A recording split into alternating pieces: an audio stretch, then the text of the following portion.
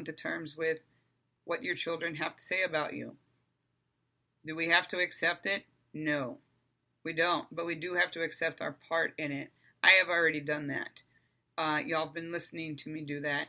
And my family, who actually lives in this domain, this shelter that I'm in right now, they see that every day.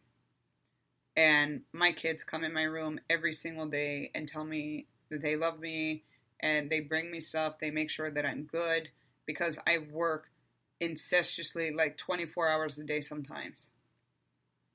And doing it for who? My family. Everything I do is for my family. So, this was my life today. And unfortunately, it's a lot of parents' lives every day. There's a lot of parents that get sleepless nights because they don't hear from their kids. They don't even know where their kids are. My best friend Martina, the last time I saw her, my husband and I were with her. The Astros had won their chance to go to the World Series. It was mayhem all over Main Street downtown. And I asked Martina about her kids. She has no relationship with almost any of them. And some of her grandkids, she doesn't even know where they are. Her kid said the same thing to her that my daughter is saying to me. And I've known Martina my entire life. And I gotta say, she doesn't have a bad bone in her body. So, for her kids to think that her hustling and working her ass off to keep them, one, out of the system, and two, off the streets, is fucking grotesque. You kids need to sit the fuck down, shut the fuck up, take evaluation of what the fuck your parents are actually doing for your life. Parents, I implore you, I do this all the time. I used to make my daughter kneel on rice. She didn't like that too much.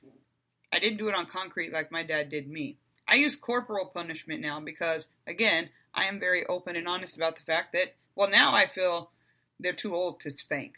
But when they were younger, I was on 29 medications, on bed rests, highly suicidal, and very combative with myself.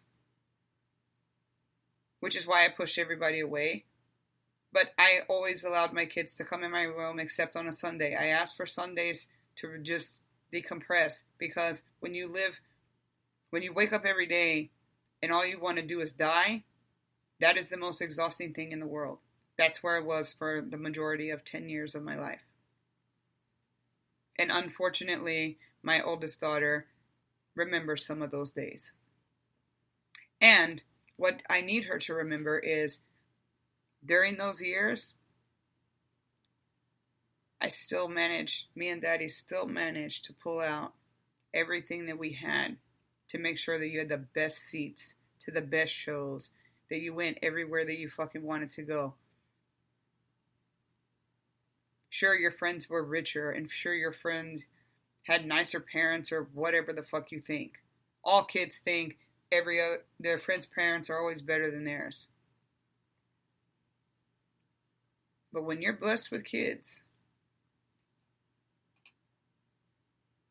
remember this podcast.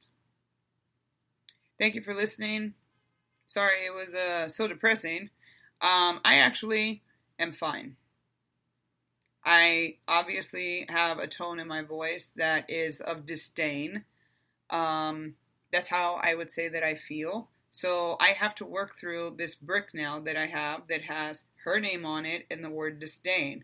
That is how I actually envision. I have a sketch pad. So I will actually write the date. I will take screenshots and I will save them in my therapy folder on my iPhone. And the next time, which is tomorrow, that I talk to Yolanda, my counselor, I will discuss this with her. And I will discuss how I feel. And the way that I feel about this is, let's talk about how I feel about her. How I feel about her words is disdain. How I feel about her and her message is, as a mother, I feel like my heart is broken. I feel that I failed my child. I feel that She is in a lot of pain and she needs a lot of help. Those are all things that, one, geographically, I cannot be there to do and help her with. But even if I did live where she is,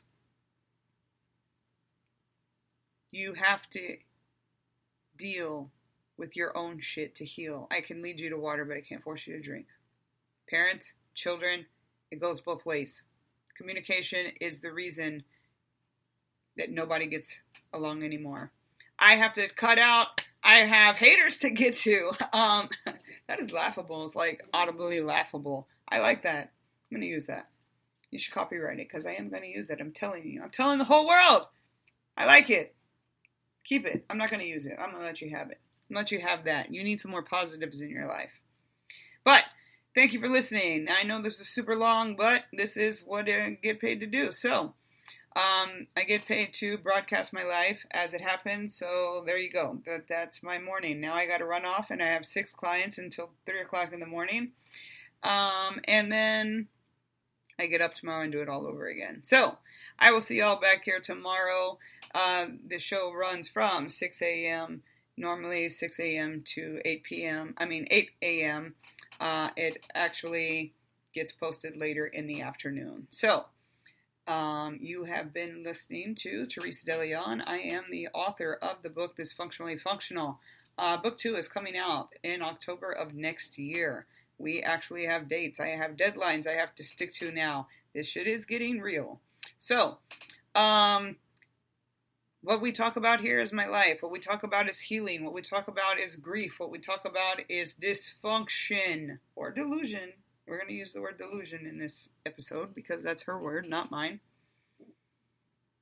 The delusion of what life should be and what it is and what it should look like in the future. And I always end my podcast with, let's take our dysfunctions one at a time. So today, pick one brick out of the wall that you've built up, because everybody has walls. Take one brick out and start working on that. When you take the bricks out, the dysfunctional parts, and make them functional, you take your questions and your disdain and all your negatives and you make them affirmations, you turn them into manifestations, and you turn them into positivity, then stuff like this does not affect you because it has nothing to do with you. It has to do with the party that is antagonizing you. So, am I a victim? No. I am a survivor. I am healing.